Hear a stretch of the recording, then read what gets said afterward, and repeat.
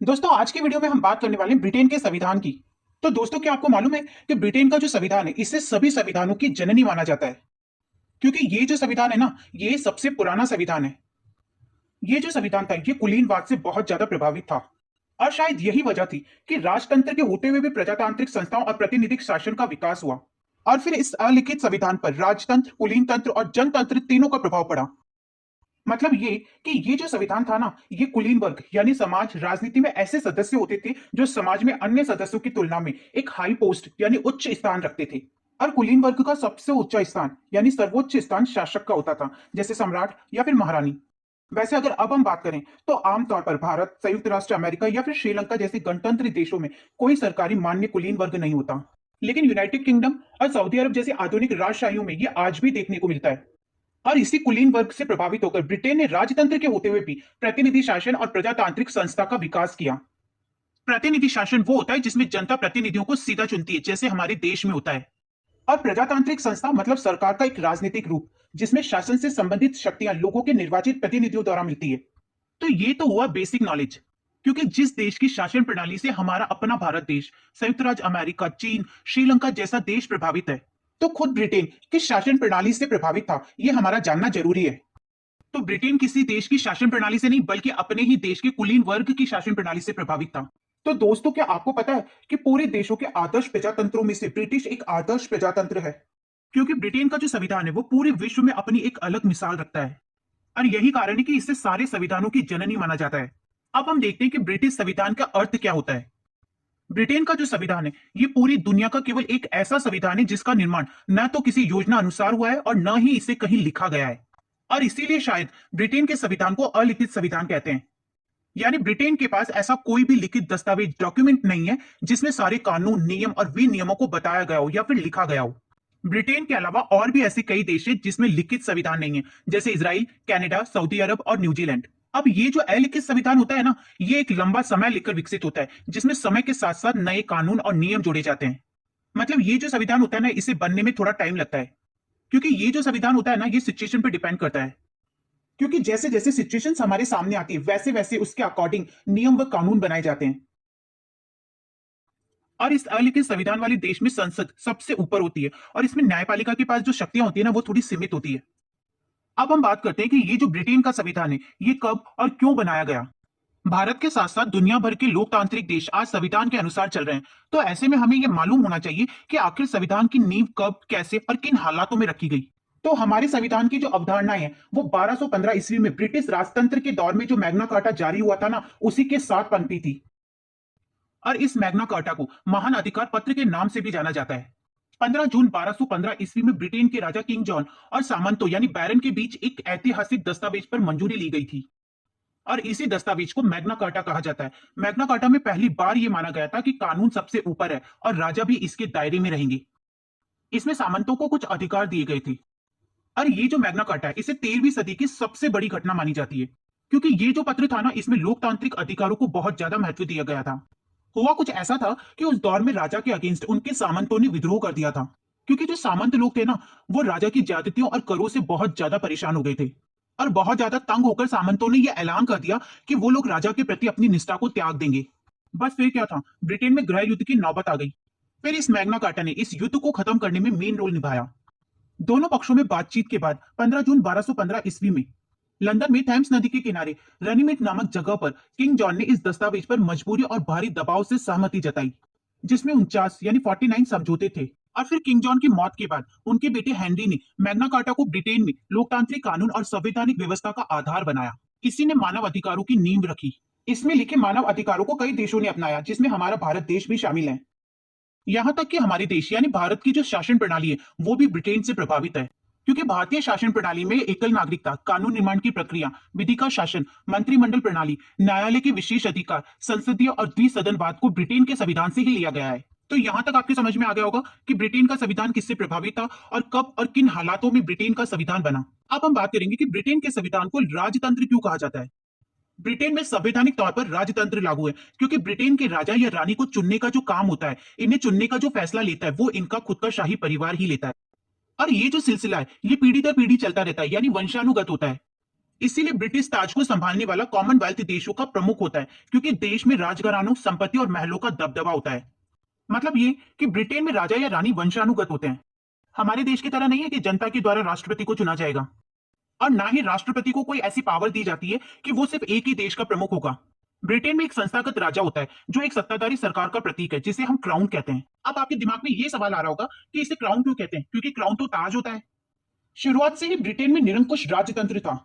मतलब ऐसी शासन व्यवस्था थी जहां शासन किसी एक व्यक्ति या एक ही राजवंश या परिवार के हाथ में होता था, और वहां का मुख्य शासनकर्ता राजा होता है, और राजा ही शासन का सर्वे सर्वा यानी सब कुछ होता है। मतलब ये कि राजा के आदेशों को ही सबसे ऊपर रखा जाता है। लेकिन दोस्तों, क्या आपको ये पता है कि निरंकुश राजतंत्र में लोकतंत्र का अभाव होता है? तो ऐसे में राजमुकुट राजा की शक्ति का प्रतीक हुआ करता था, जिसे वे सिंहासन पर बैठते समय पहनते थे।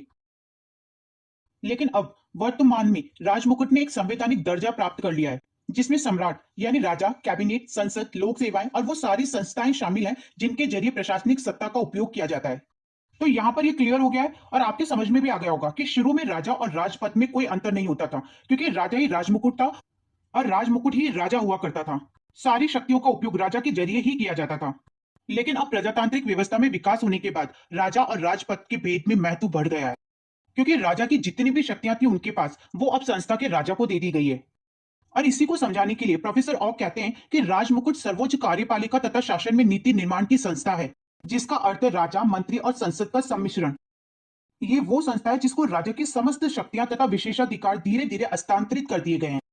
लेकिन प्रोफेसर नेविल कर्क के अनुसार संवैधानिक रूप से आज भी राजा के पास वे शक्तियां जो किसी काल में उनके पास हुआ करती थी, उनके नाम से ही उनका पालन होता है। हुआ यूं है कि राजा की शक्तियां व्यक्ति से निकलकर संस्था में आ गई है, और इसे ही क्राउन कहते हैं। अब हम बात करेंगे क्राउन की शक्तियों के बारे में। ब्रिटिश सम्राट यानी क्राउन को विशेष तरह की शक्तियां दी गई है, और क्राउन किस हद तक इन शक्तियों का यूज कर सकते हैं वो देखते हैं। क्राउन को कुछ स्पेशल पावर्स मिली हुई है, जैसे संसद के विघटन का अधिकार। क्राउन को यानी राजा को एक विशेष अधिकार होता है कि वो लोक सदन में कभी भी विघटन कर सकता है, यानी क्राउन किसी भी समय संसद को भंग कर सकता है। लेकिन अगर क्राउन संसद को भंग करना चाहते हैं तो आमतौर पर प्रधानमंत्री के परामर्श पर ही भंग कर सकते हैं। दूसरी शक्ति है मंत्रियों के बर्खास्तगी संबंधी अधिकार। राजा को मंत्रियों को हटाने का अधिकार है, लेकिन सच ये है कि राजा अपने इस अधिकार का मनमाना उपयोग नहीं कर सकता, क्योंकि अगर राजा प्रधानमंत्री की सलाह के बिना मंत्रियों को हटा देता है तो ये प्रधानमंत्री से दुश्मनी लेने के बराबर होता है, और ऐसा करना राजा के लिए बहुत नुकसानदायक हो सकता है। तीसरी शक्ति है प्रधानमंत्री व मंत्रिमंडल के चयन का अधिकार। अब अगर हम बात करें राजा की, तो वो वास्तव में सरकार के फैसलों पर मोहर लगाता है और संसद की इच्छा से शासन करता है। लेकिन अगर हम बात करें प्रधानमंत्री के चयन की, तो उसे इस मामले में कोई अधिकार प्राप्त नहीं होता, क्योंकि उन्हें कॉमन सभा में बहुमत दल के नेता को प्रधानमंत्री पद के लिए इनवाइट करना पड़ता है, जिसने प्रधानमंत्री बनने और सरकार बनाने के लिए चुनाव जीता है। और जहां तक दूसरे मंत्रियों का चयन का सवाल है, तो राजा को प्रधानमंत्री की इच्छा का आदर करना पड़ता है। लेकिन कभी कभी ऐसा मौका भी आता है कि जब राजा को अपने विवेक बुद्धि से काम करने का मौका मिलता है। लेकिन ऐसा तभी होता है जब यह तय ना हुआ हो कि बहुमत दल का नेता कौन है। इसका मतलब यहां पर हम ये कह सकते हैं कि ब्रिटिश राजा राज्य करता है, शासन नहीं।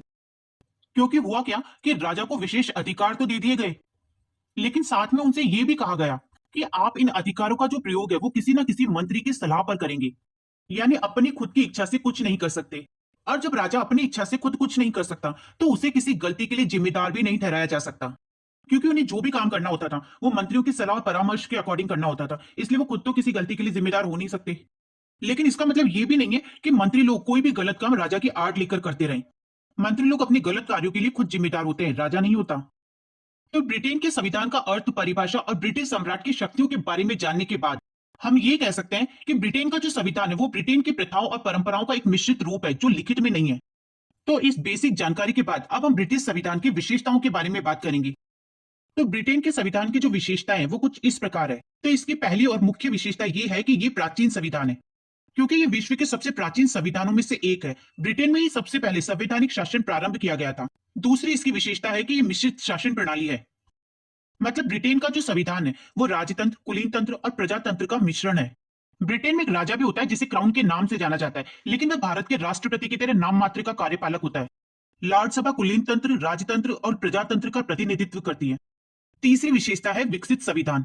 ब्रिटेन का जो संविधान है वो विकास का परिणाम है, और इसे बनाने के लिए रूस, अमेरिका, फ्रांस, भारत आदि देशों की तरह संविधान सभा का गठन नहीं किया गया था, और ना ही इस संविधान की कोई घोषणा की गई थी। ये तो अंग्रेजी समाज के साथ ही विकसित हुआ है। चौथी विशेषता है अलिखित संविधान।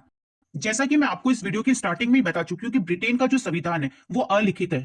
मतलब इस संविधान के कानून, नियम और विनियम किसी भी दस्तावेज पर लिखे हुए नहीं है, जैसे अमेरिका, फ्रांस, चीन, भारत में लिखित संविधान है। पांचवी विशेषता है लचीला संविधान। तो ब्रिटेन का जो संविधान है वो बहुत ही ज्यादा लचीला है, और ये संविधान अपने लचीलेपन के लिए बहुत ही ज्यादा फेमस है, क्योंकि इस संविधान में बहुत ही आसानी से बदलाव किए जा सकते हैं। और इसमें जो संशोधन करने की प्रक्रिया है वो सामान्य कानूनों की तरह ही है। छठी विशेषता है संसद की सर्वोच्चता। ब्रिटेन की जो संसद है वो सर्वोच्च है। उससे ब्रिटेन में कानून बनाने की असीम शक्ति है।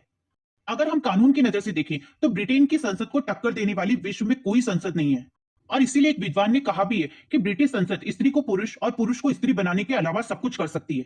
इसके साथ साथ ही ब्रिटिश संसद को संविधान में संशोधन करने की भी असीमित शक्ति प्राप्त है। सातवीं विशेषता है एकात्मक शासन व्यवस्था। ब्रिटेन में एकात्मक शासन व्यवस्था को अपनाया गया है। सारी शक्तियां केंद्र में निहित होती हैं, क्योंकि केंद्रीय सरकार ही पूरे देश का शासन चलाती है। वैसे अगर देखा जाए तो प्रशासन की सुविधा से पूरा देश अलग अलग इकाइयों में बटा हुआ है, और इन इकाइयों को थोड़ी बहुत शक्तियां भी दी गई है। लेकिन ये जो शक्तियां ये उन्हें संविधान के द्वारा नहीं मिली है, ये केंद्र सरकार ने दी है। और अगर केंद्र सरकार चाहे तो इन शक्तियों को वापस भी ले सकती है। आठवीं विशेषता है विधि का शासन। ब्रिटेन में विधि का शासन है, वहां कानून से ऊपर कोई नहीं है। सभी नागरिकों को कानून के सामने समानता है। ब्रिटेन के हर नागरिक पर एक जैसा कानून लागू होता है। नवी विशेषता है धर्मनिरपेक्ष नहीं। ब्रिटेन का जो संविधान है वो धर्मनिरपेक्ष नहीं है। वहां के सभी लोगों को धार्मिक स्वतंत्रता मिली हुई है। वहां के राजा या रानी के लिए प्रोटेस्टेंट धर्म का होना जरूरी है, लेकिन मंत्रिमंडल और संसद के सदस्य किसी भी धर्म के हो सकते हैं। अब 10वीं और लास्ट विशेषता है पितृगत सिद्धांत। ब्रिटेन का संविधान प्रजातंत्र के साथ साथ राजतंत्र पैतृक सिद्धांत पर आधारित है। ये पैतृक व आनुवंशिक सिद्धांत का समर्थक है, और इसीलिए लॉर्ड सभा के मोस्ट ऑफ सदस्य आनुवंशिक पेयर है। और इसका मेन कारण ये है कि वहां के लोग रूढ़िवादिता और अपनी प्रचानी संस्थाओं व मान्यताओं के प्रति बहुत ही ज्यादा श्रद्धा व निष्ठा रखते हैं। तो ये तो थी कुछ खास विशेषताएं ब्रिटेन के संविधान की। इसके अलावा मैं आपको थोड़ी सी जानकारी और दे देती हूँ। ब्रिटेन की जो संसद है वो द्विसदनीय विधायिका है, इसलिए इसमें दो सदन होते हैं। पहली है हाउस ऑफ लॉर्ड्स यानी प्रभु सदन, और दूसरी है हाउस ऑफ कॉमन्स यानी आम सदन। हाउस ऑफ लॉर्ड्स में दो तरह के लोग होते हैं, लॉर्ड्स स्पिरिचुअल और लॉर्ड्स टेम्परल। और ब्रिटेन के संविधान में 25 अनुच्छेद हैं, जो वेस्टमिंस्टर और एडिनबर्ग में संसदों द्वारा पारित संघ के दो अलग अलग अधिनियमों का आधार बने। ब्रिटेन की जो संसद है वो विश्व के कई लोकतंत्रों के लिए उदाहरण थी, और इसीलिए ये संसद मदर ऑफ पार्लियामेंट के नाम से जानी जाती है। अब लास्ट में हम ये जानेंगे कि ब्रिटेन में राजतंत्र की संस्था बने रहने के क्या कारण है।